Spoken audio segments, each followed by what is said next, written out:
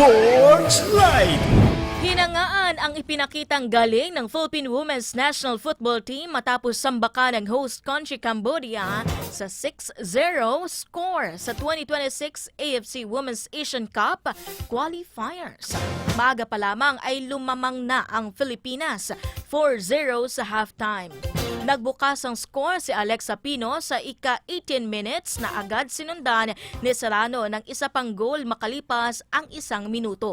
Muling nakapunto sa Serrano mula sa kalahating bahagi ng field sa ika-36 minutes sa ikinagulat ng Cambodian goalkeeper.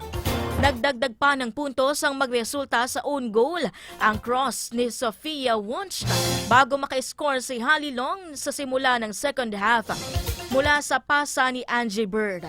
Si Chandler McDaniel naman ang nagtala ng ika-6 na goal sa ika-56 na minuto matapos makuha ang cross ni Carly Frillas.